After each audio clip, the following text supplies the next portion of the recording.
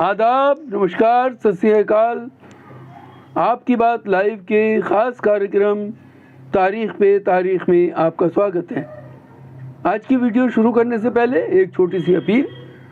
अगर अभी तक आपने हमारा चैनल सब्सक्राइब नहीं किया है तो सब्सक्राइब कीजिए, लाइक कीजिए और शेयर करना न भूलिए। आज का हमारा विषय है बुलडोज़र इनजस्टिस पर सुप्रीम कोर्ट का हथौड़ा। इस विषय पर चर्चा के लिए मेरे साथ ख़ास मेहमान हैं मशहूर एडवोकेट फ़िरोज़ ख़ान गाज़ी, जो south Asia minority lawyers association के जनरल सेक्रेटरी हैं। वो पिछले कई सालों से इस इशू को फॉलो कर रहे हैं। आइए चलते हैं फ़िरोज़ ख़ान गाज़ी के पास और जानने की कोशिश करते हैं कि सुप्रीम कोर्ट के इस फैसले में क्या कुछ है ख़ास, किस तरह इससे आम आदमी को मिलेगी राहत, और क्या सरकार इस फैसले के ख़िलाफ़ अदालत में जा सकती है, क्या होगा इसका समाज पर असर। फ़िरोज़ ख़ान गाज़ी साहब, आपका हमारे इस खास प्रोग्राम में स्वागत है। शुक्रिया।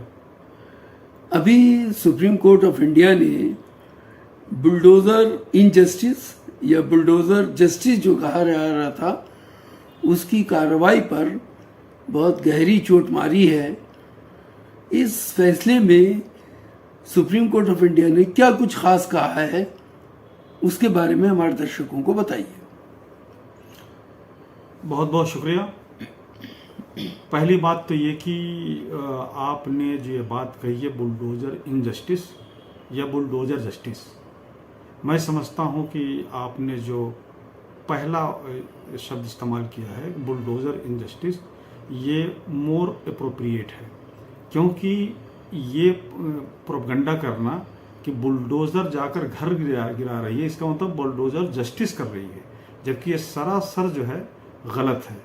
ये कहा जा सकता है कि bulldozer assault, bulldozer attack, bulldozer द्वारा जुल्म या बुलडोज़र के ज़रिए इनजस्टिस करना, ये सही वर्ड का चॉइस है। तो इसके लिए आप काबिल मुबारकबाद है कि आपने अच्छा वर्ड का इस्तेमाल किया, बुलडोज़र इनजस्टिस।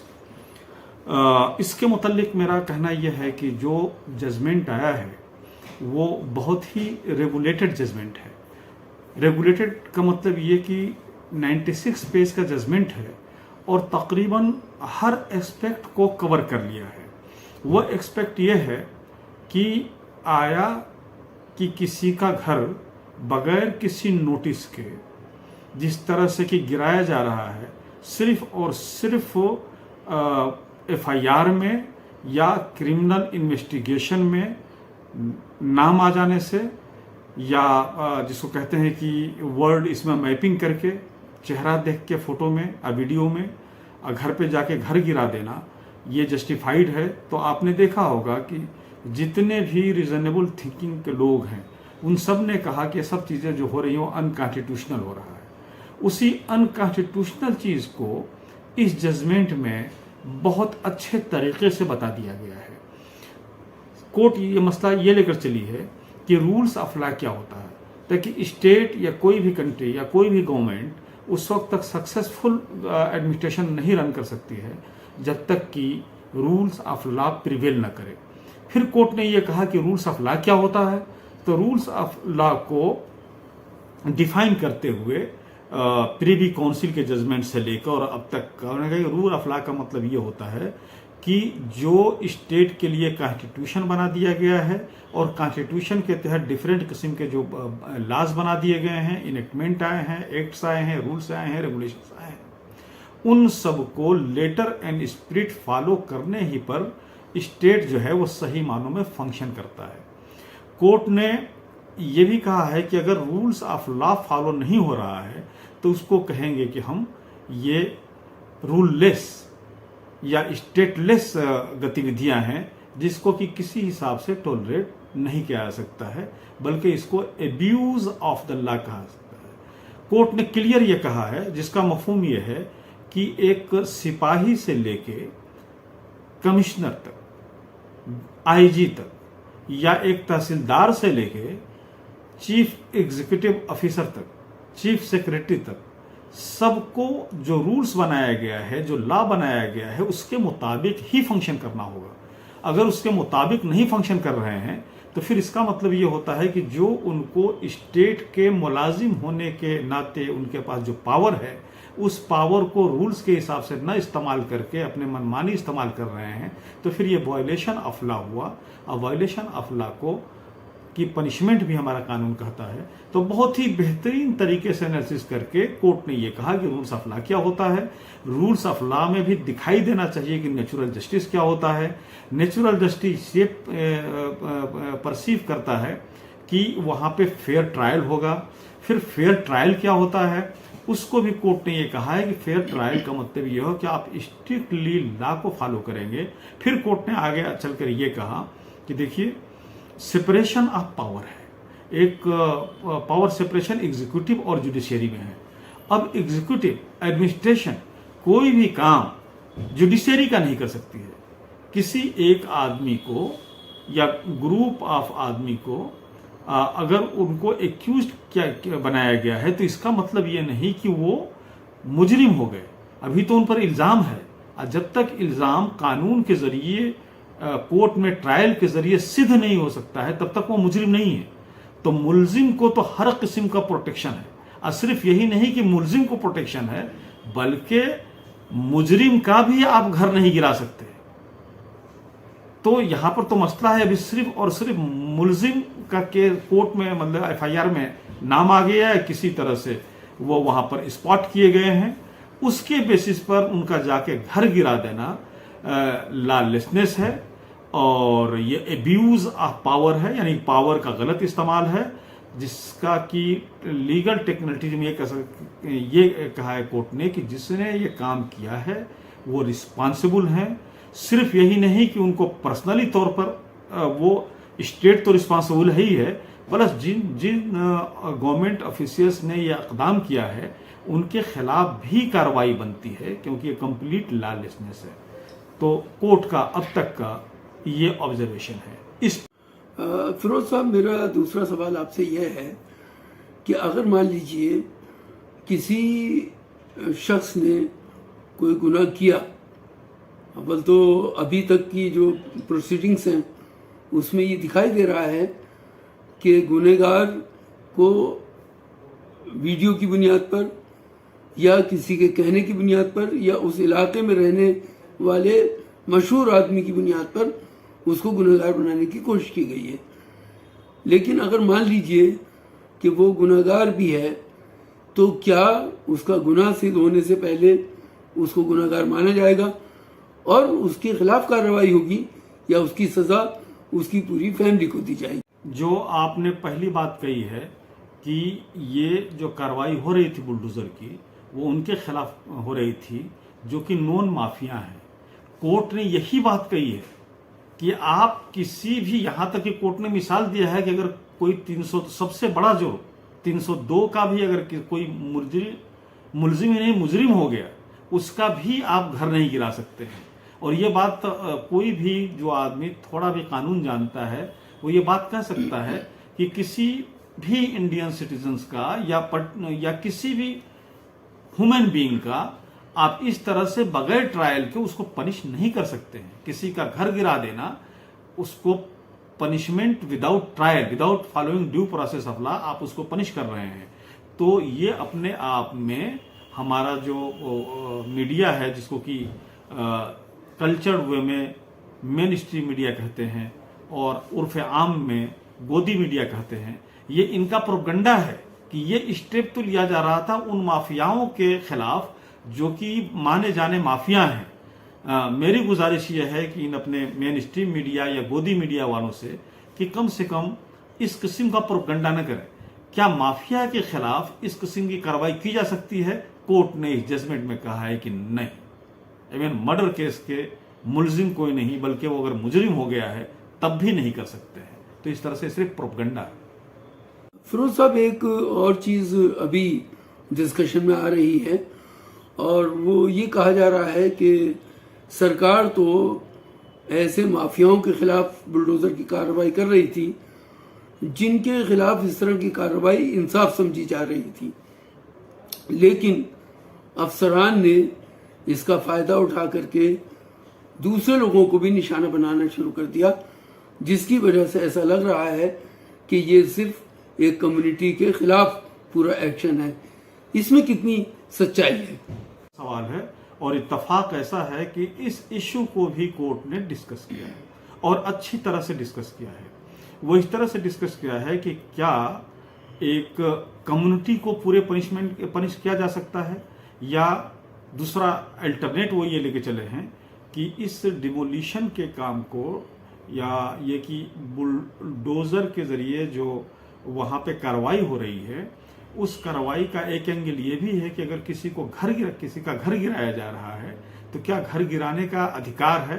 तो कोर्ट ने सिंपल कह दिया कोई अधिकार नहीं है अथॉरिटी को इस तरह से घर गिराने का, जिस तरह से कि एक्शन लिया गया। और अब तक जितने भी एक्शन लिए गए हैं, किसी का ट्रायल के बाद एक्शन नहीं है, सबका एक्शन जो है सिर्फ इन्वेस्टिगेशन के दौरान है, जब ये उनके सामने FIR में या इस तरह से वीडियोग्राफी वगैरह जो बनाया गया है उसमें नाम आ गया है। बल्कि कोर्ट ने यह भी कहा है कि अगर कोई जुलूस इस तरह से निकल रहा है तो ये सरकार की जिम्मेदारी है कि उसको रेगुलेट करे। अगर रेगुलेट करने के बाद भी इस किस्म का कोई इंसिडेंट हो जा रहा है जिसमें कि मोब भड़क जा रही है, उसमें मुलजिम बन रहे हैं लोग, तो इसका मतलब कतई ये नहीं होता है कि आप जाकर उसका घर गिरा दीजिए। ड्यू प्रोसेस फॉलो करके ही किसी को सजा देना पड़ेगा। सजा देना ये एग्जीक्यूटिव का काम नहीं है। आप जाकर किसी का घर गिरा दे रहे हैं, इसका मतलब एग्जीक्यूटिव ये फैसला दे रही है कि वो मुलजिम है, जबकि अभी उसका ट्रायल भी शुरू नहीं हुआ है और ये काम जुडिशियरी का है।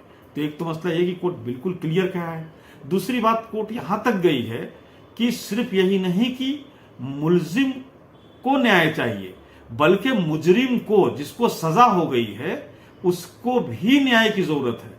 किसी को, अगर कोर्ट ने यह कहा है किसी का 202 में भी सजा नहीं, मर्डर केस में भी सजा हो जा रहा है, इसका मतलब यह नहीं कि उसका घर जाके गिराया जाएगा। दूसरी बात यह है कि एक घर, बल्कि कोर्ट ने एक ऐसे शेर से इस जजमेंट का शुरू किया है जिसका कि मफहूम यह है कि बहुत मुश्किल से एक इंसान अपनी लाइफ में एक घर बनाता है, और जब घर बनाता है तो उस घर में जो है किसी को बगैर उसकी इजाजत को इंटर करने का अधिकार नहीं है। यहां तक कि किंग भी इंटर नहीं कर सकते हैं बगैर उसके परमिशन के।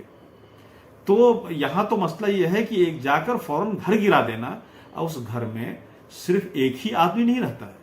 जिस आदमी पर इल्जाम लगाया गया है सिर्फ वही नहीं है, उस घर के और भी फर्द हैं, उसके अपने बेटे हैं, उसकी अपनी पत्नी है, उसके अपने वालिदैन हैं। ऐसे सिचुएशन में जब घर गिरा दिया जा रहा है तो पूरा एक कुंभा जो है वो शेल्टरलेस हो जा रहा है। तो इस तरह से यह राइट टू लाइफ का वायलेशन है। राइट टू लाइफ जो आर्टिकल 21 कहता है, वो ये कहता है कि right to life does not mean only a bare life. Right to live means right to live with dignity. और अगर किसी का आप शेल्टर ले रहे हैं जबकि उसका कोई ऑफेंस नहीं है, तो इसका मतलब ये कि आप उसका फंडामेंटल राइट्स ले रहे हैं बगैर प्रोसीजर के। तो ये अपने आप में लॉलेसनेस है। इस किस्म के स्टेट का जो कदम है या जो स्टेप है, उसको जो है कानून बर्दाश्त नहीं कर सकता है।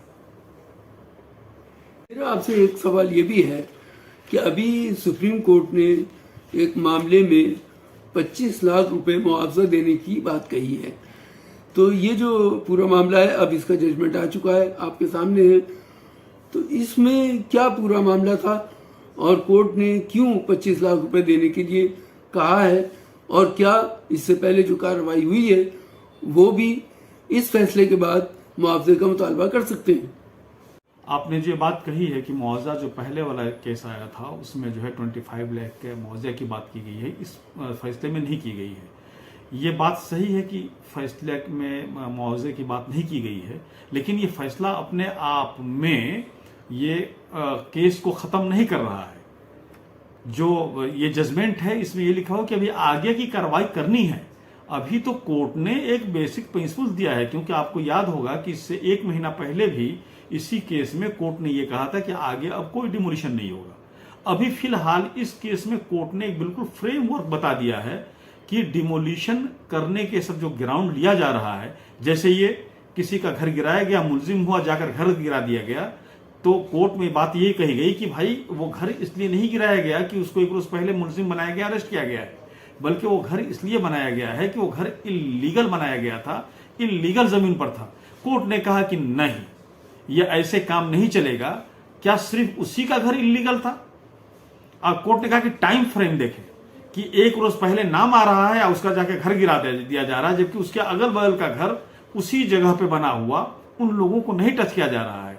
तो इसका मतलब कि उसका जो घर गिराया गया है सिर्फ इसलिए गिराया गया है कि उसका नाम इन्वेस्टिगेशन में आया है, इसलिए गिराया गया है। इस कहानी को कि वो इलाका इलीगल है, उसका घर इलीगल जगह बना हुआ था, कोर्ट ने नहीं माना।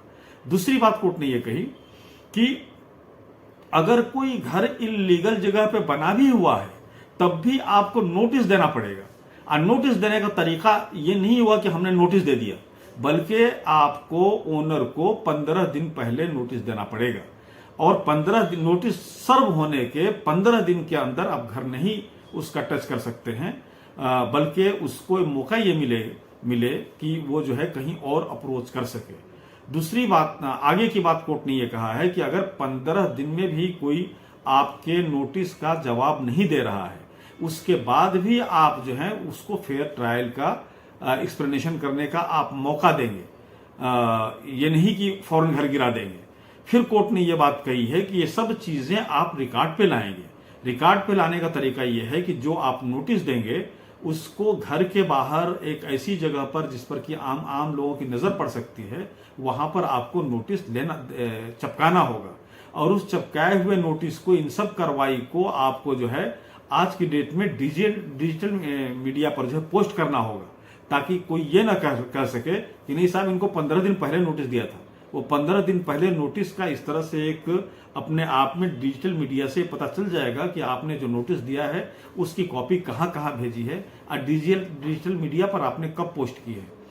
उसके बाद अगर फिर भी आप चाहते हैं कि नहीं साहब उसका घर इलीगल है, तो फिर उसका एक मेजरमेंट देना पड़ेगा कि ये बताना पड़ेगा कि घर किस तरह से इलीगल है, और सिर्फ इसी का घर इलीगल है या पूरा इलाका ही इलीगल है, या इलीगल है तो इसका कितना पोर्शन जो है इंक्रोचमेंट करके बनाया गया है, वो नक्शा देना पड़ेगा। और ये सब कार्रवाई करने के लिए मुनासिब वक्त और मुनासिब टाइम देना होगा। और जब आप इस कंक्लूजन पर उसके बाद पहुंचते हैं कि नहीं साहब ये इलीगल है या इतना पोर्शन है, तब भी फिर आपको मुआवजे की बात करनी पड़ेगी, और ये देखना पड़ेगा कि ये घर कब से बना हुआ है। तो ये तमाम कार्रवाई एक जो है अथॉरिटी के सामने होगी। उस अथॉरिटी के सामने ओनर को या विक्टिम को ये मौका दिया जाएगा बात करने की और अपने मसले को रखने की। और जब उसका ऑर्डर सुनाएंगे आप, तो उसमें ये बताएंगे कि हमारा ग्राउंड ये था कि इनका घर इसलिए गिराया जा रहा है और इतना पोर्शन गिराया जा रहा है, और उधर से जब जवाब आया है उसको भी लिखना पड़ेगा कि उनका ये कहना पड़ेगा कि ये डॉक्यूमेंट देकर उन्होंने ये जवाब दिया है, उस जवाब से हम सेटिस्फाई नहीं है, इसलिए हम इस ऑर्डर को बरकरार रखते हैं।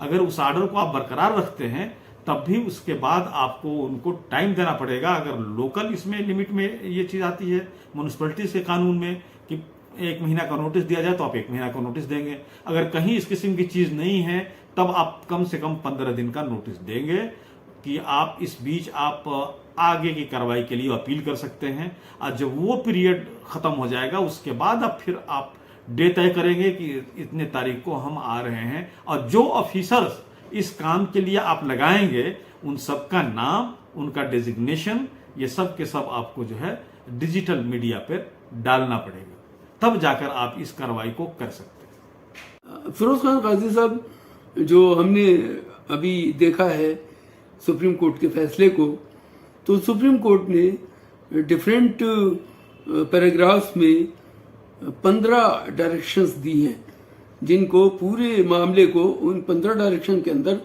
कवर किया है। तो वो मोटे तौर पर क्या है, आप हमारे बहुत ही क्लियर कहा है कि किसी को सिर्फ मुलजिम बना देने का मतलब ये नहीं हो गया कि आप उसको पनिश करेंगे। दूसरी बात सुप्रीम कोर्ट ने ये कहा है कि पावर का सेपरेशन है, एक एग्जीक्यूटिव का काम है और एक जुडिशरी के काम है। किसी का इन्वेस्टिगेशन में नाम आ जाने का मतलब उसका घर गिरा रहे हैं, तो इसका मतलब उसको पनिश कर रहे हैं, जबकि पनिशमेंट देना एग्जीक्यूटिव का काम नहीं है, ये जुडिशरी का काम है। दूसरी बात ये कि जो गवर्नमेंट ऑफिशियल्स हैं उनको हर तरफ से रूल्स ऑफ लॉ फॉलो करना है। जाकर बुलडोजर ले जाकर किसी का घर गिरा देना रूल्स ऑफ लॉ का वायलेशन है। चौथी बात कोर्ट ने ये कही है कि मुलजिम का भी अपना फंडामेंटल राइट है। फंडामेंटल राइट्स उसका राइट ऑफ फेयर ट्रायल है। फिर कोर्ट ने आगे जाकर यह कहा कि राइट ऑफ फेयर ट्रायल का मतलब यह होता है कि नेचुरल जस्टिस को फॉलो किया जाए। नेचुरल जस्टिस का फॉलो करने का मतलब यह कि सिर्फ यही नहीं कि लगे कि इंसाफ हो रहा है, बल्कि इंसाफ दिखाई देना भी चाहिए। और उसमें तरीका यह होता है नेचुरल जस्टिस का कि जिसको आप कंडेम कर रहे हैं, जिसके ऊपर इल्जाम लगा रहे हैं, उसको पूरा मौका दिया जाए अपना स्टैंड, अपना व्यू पॉइंट रखने का। आगे कोर्ट ये कह रही है कि अगर ऐसी सूरत में यह है कि ये लिया जा रहा है कि भाई म्युनिसिपैलिटी लॉज जो है उसके वायलेशन से वो घर बने हैं, घर गिरा नहीं बने हैं, बल्कि लोकल लॉज के को वायलेट करके घर बनाया गया है, तो कोर्ट ने ये कहा है कि इसका भी डिसीजन इस तरह से नहीं होगा। अगर ऐसा वायलेशन है भी तो उसके लिए भी रूल्स ऑफ लॉ फॉलो करना पड़ेगा। और आगे चल के कोर्ट ने यह कहा कि इस किस्म का जो भी ऑफिसर कार्रवाई कर रहा है तो उसके खिलाफ भी एक्शन होना जरूरी है, क्योंकि ये लॉलेसनेस है। इस तरह से स्टेट नहीं चलता है। स्टेट की एक जिम्मेदारी होती है और उस जिम्मेदारी को देखने के लिए आर्टिकल 21 देखना पड़ेगा। आर्टिकल 21 कहता है कि right to live means right to live with dignity, और किसी का शेल्टर गिरा देना इसका मतलब ये कि उसको डिग्निफाइड लाइफ हम अलाउ नहीं कर रहे हैं। आगे जाकर ये कहना कि इसको दूसरा एस्पेक्ट दिया है कि एक घर में रहने वाले सिर्फ एक ही आदमी नहीं होता है जिसका कि किसी केस में नाम आ गया है, FIR में नाम है, इन्वेस्टिगेशन में उसका नाम आ रहा है, उस घर में रहने वाले और होते हैं। तो आप घर गिरा दे रहे हैं, इसका मतलब कि सबके राइट्स को आप वायलेट कर रहे हैं। तो इन सब बातों को जितना लॉजिकल अंदाज में 96 पेज का जजमेंट है, ये जो डायरेक्शन है वो सब मिला के हार्डली 2 या 2.5 पेज में आ जाएंगे। बाकी जो मोर देन 90 पेज है उसमें प्रिंसिपल्स ऑफ लॉ क्या है और इस तरह से बुलडोजर लेग से एसाल्ट करना किन किन तरह से, किस किस जाविये से हमारा लॉ, हमारे कॉन्स्टिट्यूशन और हमारे फ्रीडम का वायलेशन हो रहा है। तो इस तरह से जितना बेहतरीन अंदाज से सुप्रीम कोर्ट ने इस जजमेंट को लिख दिया है, बहुत मुश्किल है कि अगर कोई इतना ही खुश हो रहा है जो कि एक एडमिनिस्ट्रेशन की तरह न बात करके वो ऐसा बात करता है कि किसी एक कम्युनिटी के अगेंस्ट बदले की कार्रवाई करना है, उसके बाद से ऐसे लोगों के एक्शन से और बात से जाहिर ये होता है कि एक कम्युनिटी को स्टेट का वो दुश्मन मान लिए हैं। तो इस तरह तो इस सुप्रीम कोर्ट के इस जजमेंट से ये क्लियर है कि ऐसे लोग खुद लॉलेसनेस फैला रहे हैं, हाई हैंडेडनेस दिखा रहे हैं, जिसको कानून पर अमल करने वाला, कानून पर चलने वाला मुआशरा, कानून पर चलने वाला सोसाइटी इस चीज को बर्दाश्त नहीं कर सकती। मेरा आपसे आखिरी सवाल यह है फिरोज साहब कि जो ये फैसला आया है ये उस सरकार के खिलाफ आया है, उन अधिकारियों के खिलाफ आया है जिनको तखरीबकारी पसंद है, उनको लोगों का नुकसान करना पसंद है, फायदा करना पसंद नहीं है। तो क्या इसका वो तोड़ निकाल सकते हैं? क्या वो अदालत में जाकर के इसको चैलेंज करेंगे?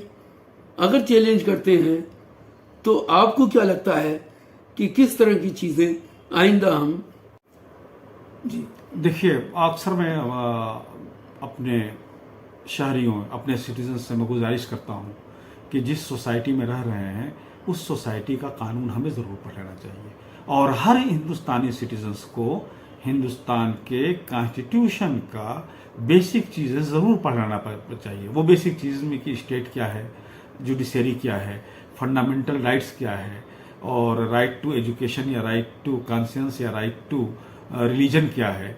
कम से कम ये बेसिक चीज़ों को पढ़ लेना चाहिए। अब मैं ये कहूंगा कि जो भी हमारा सोशल एक्टिविस्ट है पूरे देश का, उसको कोशिश करके इस जजमेंट को पढ़ लेना चाहिए। अगर जो इंग्लिश नहीं जानते हैं तो हिंदी ट्रांसलेशन का एक सिस्टम आ गया है, इसको हिंदी में ट्रांसलेशन करके पढ़ लें, लेकिन इस जजमेंट को जरूर पढ़ लें।